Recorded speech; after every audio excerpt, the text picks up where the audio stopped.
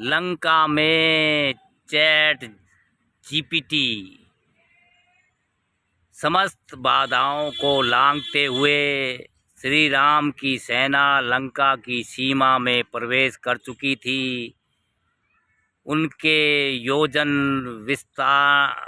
विस्तीर्ण समुद्र को पार कर एक वनवासी की सेना अभेद मानी जाने वाली स्वर्ण लंका तक कैसे पहुंच गई, यह प्रश्न हर लंकावासी के हृदय में कौंध रहा था। समाचार वायु से भी तीव्र गति से उड़ता हुआ अंततः लंकेश के सिंहासन तक भी पहुंच ही गया। क्षण मात्र में लंकापति ने मंत्री परिषद की आपात बैठक बुला ली। गुप्तचर विभाग के सभी अधिकारियों को तत्काल उपस्थित होने का आदेश जारी हुआ। दरबार में गंभीरता छा गई। प्रश्न एक ही था, इतने तुच्छ समझी जाने वाली सेना हमारी सीमा में प्रवेश कैसे कर गई। अरबों समुद्राए व्यय कर जो सुरक्षा तंत्र स्थापित किया गया था वह निष्प्रभ कैसे हो गया। रावण की भुकुटिया तन गई। उसके 10 शीशों से एक साथ क्रोध की गर्जना फूटी। रातों रात हमारे राज्य में शत्रु प्रवेश कर जाए और हमारा गुप्तचर तंत्र निंद्रा में रहे। कहाँ है मुख्य गुप्तचर? सुक और शरण संकोच। एक मंत्री बोला, महाराज सुक अव्यवस्थ है, एक दिन के अवकाश पर है, और शरण की ससुराल में कोई पारिवारिक आयोजन है। यह सुनते ही लंकेश का क्रोध 7वें आसमान पर जा पहुंचा। राज्य में आपात स्थिति है और अधिकारी अवकाश पर किसने अनुमति दी? तत्काल सुक शरण सहित संपूर्ण गुप्तचर विभाग तथा मानव संसाधन और अधिकारियों को पदच्युत किया जाए।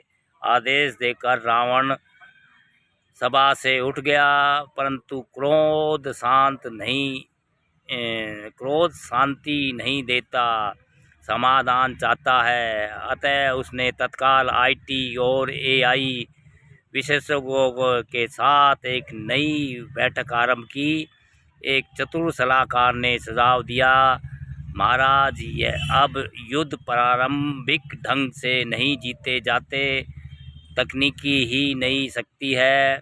लंका को अब शुक्र शरण नहीं चैट जीपीटी की आवश्यकता है। गुप्तचरों पर खजाना लुटाने की आवश्यकता नहीं। यह कार्य कृत्रिम बुद्धिमत्ता अल्प व्यय में कर देगी। रावण की आंखें प्रसन्नता से फैल गई।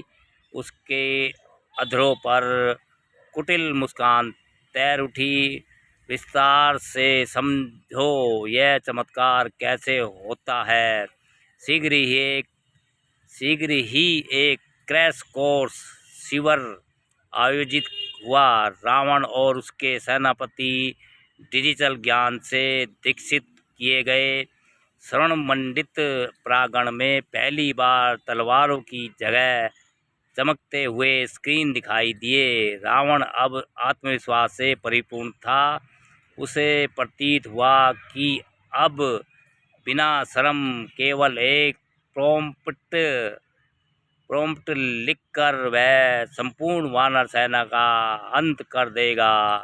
उधर श्री राम की सेना लंका के द्वारों पर दस्तक दे रही थी और इधर रावण अपने भव्य तख्त में स्वर्णिम कीबोर्ड लेकर विराजमान था। तभी सेनापति हर्षस्त्र ने आकर निवेदन किया, महाराज वानर सेना ने मुख्य द्वार भेद दिया है।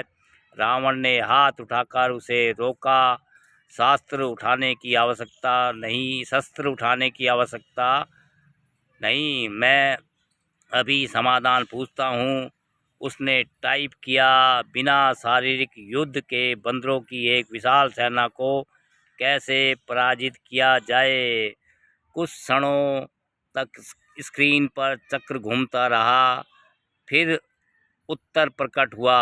बंदरों को उनके प्रिय फल जैसे केले देकर विचलित किया जा सकता है अथवा तीव्र ध्वनि उत्पन्न करने वाले यंत्रों का प्रयोग करें। रावण प्रसन्न हुआ। तत्काल आदेश हुआ रणभूमि में असंख्य केले फेंकवाए जाए।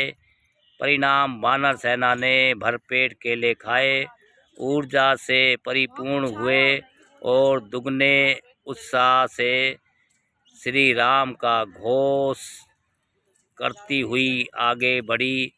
वह रावण चिंतित हुआ। उसने दूसरा प्रश्न टाइप किया, शत्रु का नेता अत्यंत शक्तिशाली है, उसकी कमजोरी बताए। उत्तर आया, यदि आप भगवान राम की ओर संकेत कर रहे हैं तो उनके आगे उन्हें मर्यादा पुरुषोत्तम मानते हैं।